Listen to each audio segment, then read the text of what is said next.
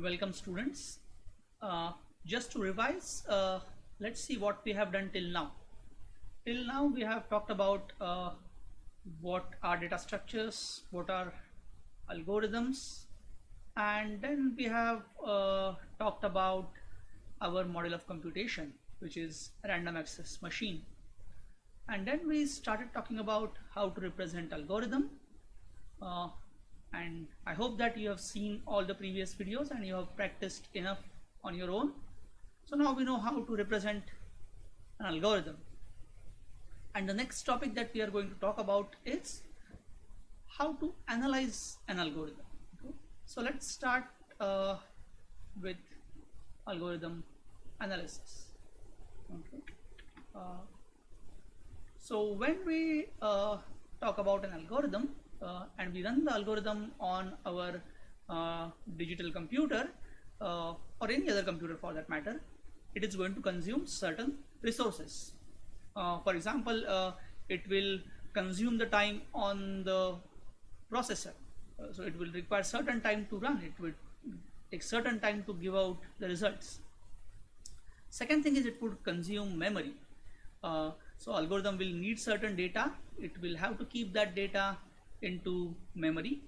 So it would require certain amount of memory.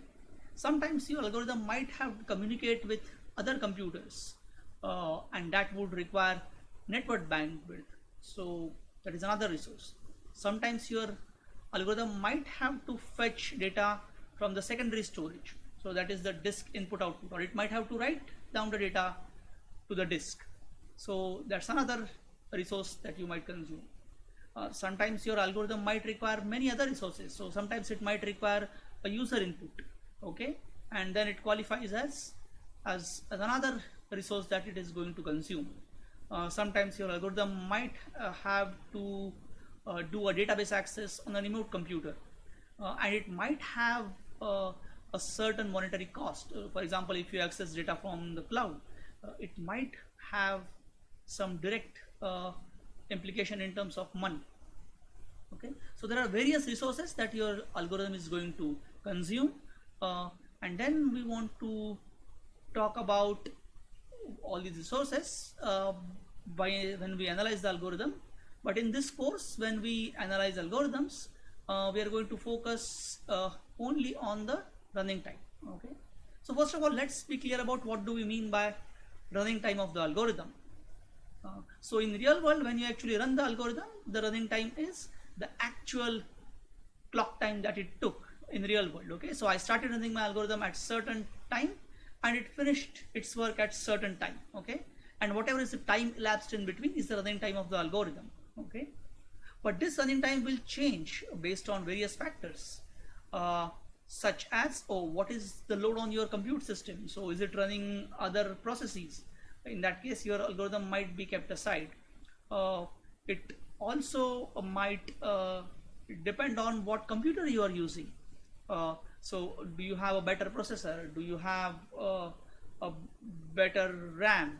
And so on. So actual running time of your algorithm might differ from computer to computer. So we are not going to look at the running time in those terms, but rather we are going to look at the running time in terms of the number of instructions executed. And that's where our model of computation comes in picture.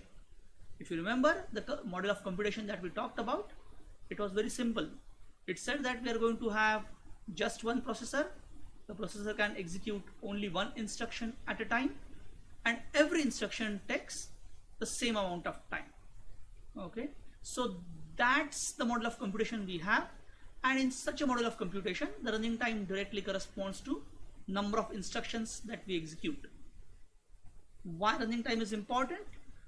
Because in real world you can go and purchase almost anything, but you cannot purchase the time back. So whatever time is lost, that you cannot get back. So whatever time is taken by the algorithm is an extremely important thing. Think about other resources that we consume. For example, say disk space. If you run out of disk space, you can easily buy more disks.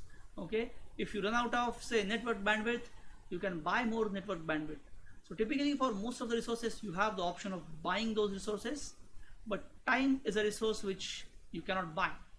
So running time is very important. If your algorithm takes, say, 2 days to complete a task, those 2 days are never going to come back. Okay. So running time is an extremely important characteristic of the algorithm, and many times we would try to optimize running time at the cost of spending other resources. So we might be happy to give more network bandwidth, you might be happy to give more memory, but reduce the running time.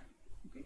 So we are going to focus on running time because it is important, and the random access model that we talked about, it is a simplistic model, so there is no memory hierarchy, there is no network communication, and we are not bringing in any other resources. So that's the reason we are focusing only on running time. But the techniques that we are going to learn while analyzing the running time of the algorithm in terms of the number of instructions, those techniques can be used while analyzing the algorithm from the point of view of consumption of other resources. So there is really no loss of generality here. Okay.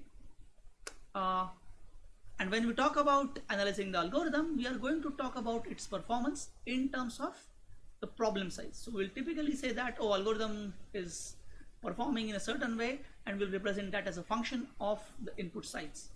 So what is input size? We'll talk about input size typically as the number of inputs or the input size that algorithm has to process. So think about certain algorithms such as the search algorithm. So if I give you a set of values and I have to search a particular value inside this set, then the problem size here is the number of entries in my set, number of elements in my set. So now when we are going to analyze the performance of our algorithm, we'll ask question, well, what happens is if the number of entries is 10, if number of entries is 20, number of entries is 30, or 300, 3000, 5 million, 50 million, 1 billion. Okay. So as I change the number of elements in my set, how long does it take for my algorithm to search through all those elements in the set? Okay. And in specific, we are going to talk about the time, right? So there could be other resources, but we are going to focus only on time. And typically as the problem size grows, we expect that algorithm will consume more resources. So time required to search through a set of 50 elements versus time required to search through a set of billion elements, we would require more time with a set of billion elements. And sometimes remember, the input size can be bit different. For example, think about the problem like primality testing. So if I give you a number and your algorithm has to tell me whether the number is prime number or not, in that case your number of inputs is always going to be 1, right? It's not going to change. In such a case, the problem size is the number of bits required to represent that number. Okay. So as you give a larger and larger number, still it's a single number, but it's a larger and larger number, you would require more and more bits, and that's how you are going to change the problem size. Or sometimes your problem size might involve multiple parameters. For example, if the algorithm has to distribute m resources amongst, say, n people, then you have 2 different parameters here, m and n. So what is exactly the problem size depends on the algorithm that we are analyzing. And when we do this analysis, we are not really interested in a specific value or the exact answer. We are more interested in finding out what is the general trend, what is the growth order. Okay. So to get the idea about this, let's look at one example. So here x-axis is going to represent the problem size. So this is my problem size, and the y-axis is going to represent any resource that I consume. So we are focusing on, say, running time. So let me write time here. So if I take a specific problem size, let's say my problem size is 10. In that case, I observe a particular running time. Okay? Or my analysis tells me that if the problem size is 10, you require certain number of instructions to be executed. Okay, so that's the answer I see. and as I grow on increasing my problem size, I observe certain time. Okay, so that's the observed trend I see. Okay, in that case, what I can see is that, well, if the problem size goes on increasing, uh, I can expect my running time to increase in a certain way.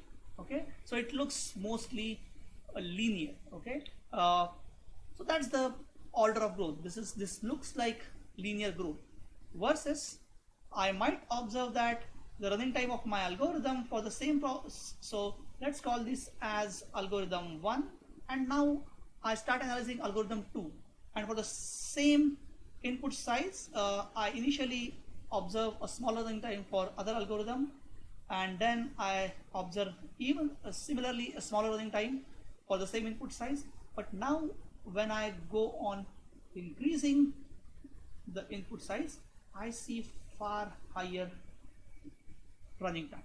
Okay, I see far higher number of instructions need to be executed, and when I fit the curve, I observe a completely different growth order. Okay, so we haven't really formalized these concepts. This is only rough introduction. This is just a general idea. So the takeaway point is that for a particular problem size here, the exact value of instructions is different for two algorithms. In fact, the red one, the algorithm A2, has the lower value of resources being consumed. And even for a bit higher problem size, we observe the similar trend, but as the problem size goes on increasing, A2 takes more and more resources. And typically we are interested in what happens for larger problem sizes. For smaller problem sizes, anyway, things won't matter much, but the trend is more important, because when we move to the higher and higher problem sizes, your growth order is going to matter more. So we'll formalize the concept of growth order in later classes, but the takeaway point is that we are going to be interested more in the growth order, and we are not going to be much interested in the exact answer. So that's the beginning of our algorithm analysis. So we'll start from the next class with that.